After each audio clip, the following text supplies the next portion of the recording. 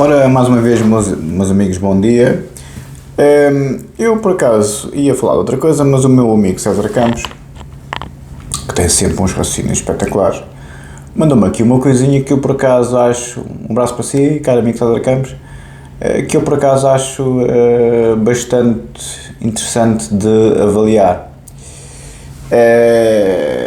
Ora, vamos ver o que é que aqui o meu amigo... Vai ser um pequeno apontamento. E depois vou um bocadinho para a matéria. Um pouquinho.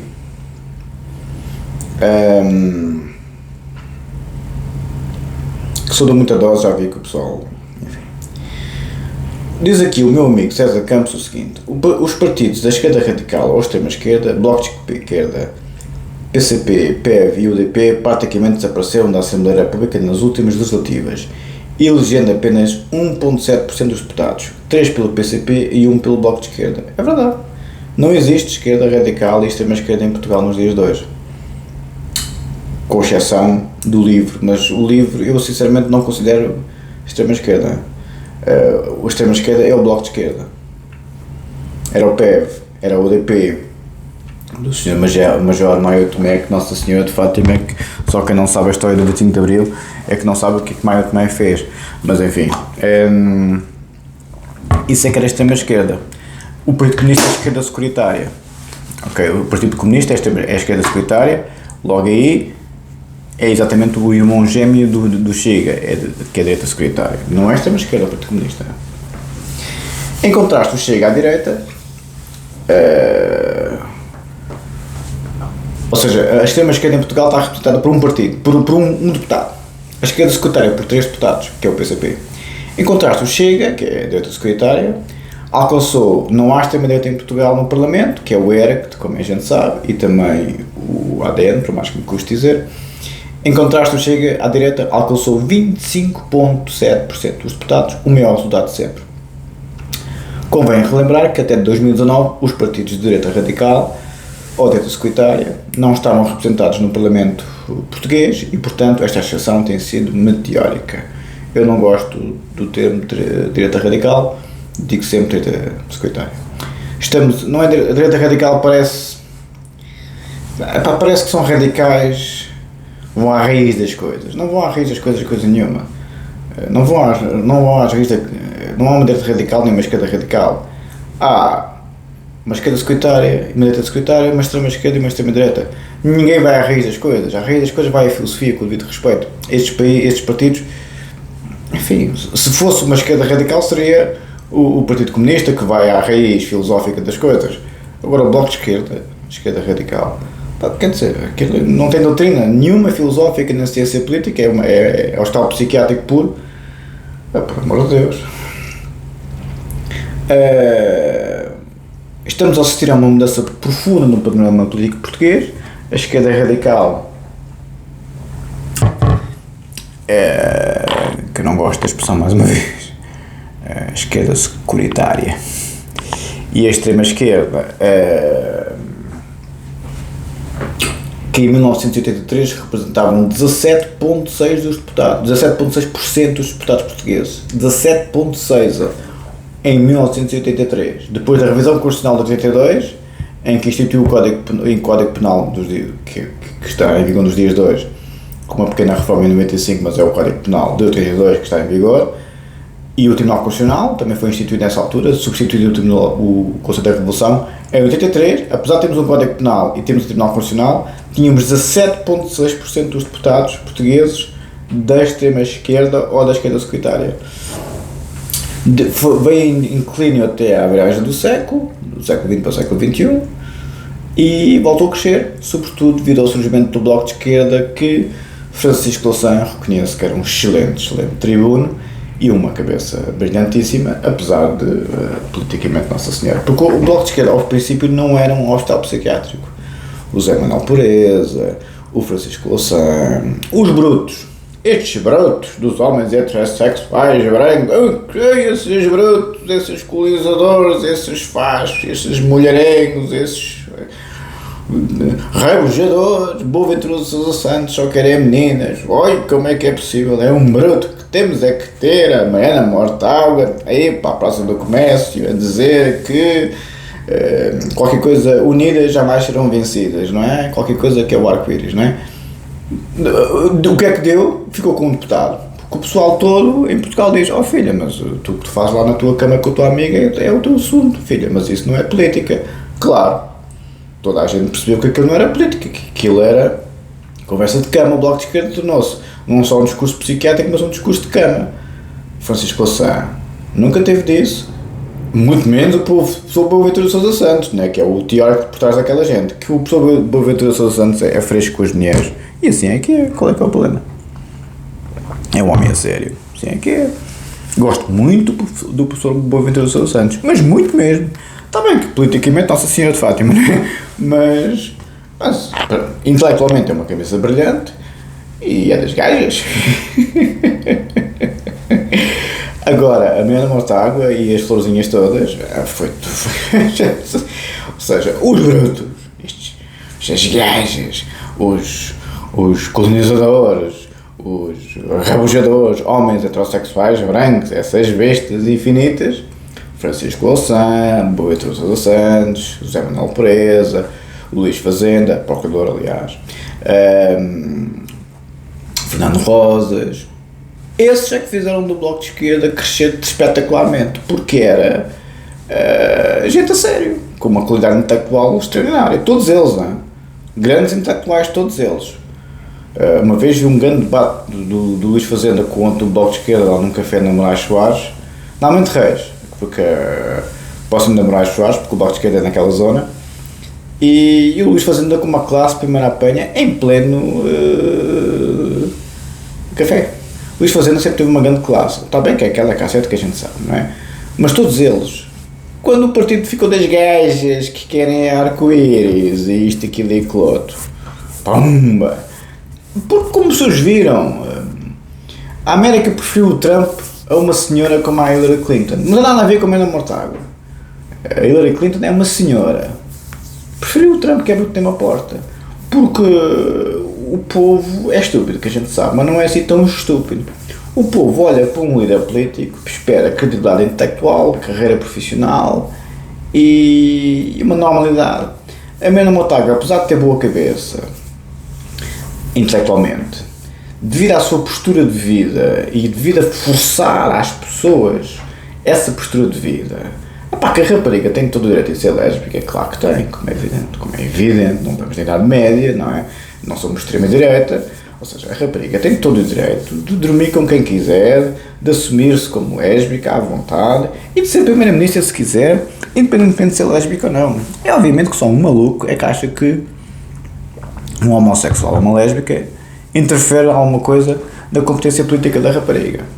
Não é essa a questão. A rapariga teve todo o direito de se assumir como tal e de fazer a sua vida livre e independente e autónoma. O problema é que esfregou essa escolha da vida dela na cara das pessoas todas a dizer: isto é que está certo, vocês que gostam das gajas, vocês que isto e que aquilo é que são umas bestas. Deu para o torto, porque é aí que está o grande problema da esquerda, da extrema-esquerda. É que vem dizer a normatividade, a heteronormatividade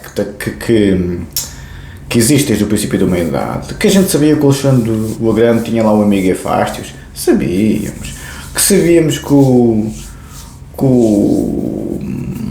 Alcibiades de Nossa Senhora de Fátima também é lá com os amiguinhos, sabíamos, sabíamos os espartanos que estavam há tantos anos na guerra, sabíamos a pederastia da atividade clássica, sabíamos os imperadores romanos, Nossa Senhora de Fátima, nem vamos falar desses, né? Sempre houve essa dinâmica toda a história da humanidade. Só que, como é uma questão complexa, nunca foi esfregado na cara das pessoas. No momento que o pessoal arco-íris, que tem todo o direito de ter os direitos deles, vamos ser muito realistas, isto não é a Idade Média, esfregava na cara das pessoas a dizer que o heterossexual é que parecia que estava errado, a piada de sempre, não é? Antes era proibido, antes era crime, depois passou a ser doença, agora é um direito e qualquer dia é obrigatório, não é? Foi isso que fez a Mariana Mortágua.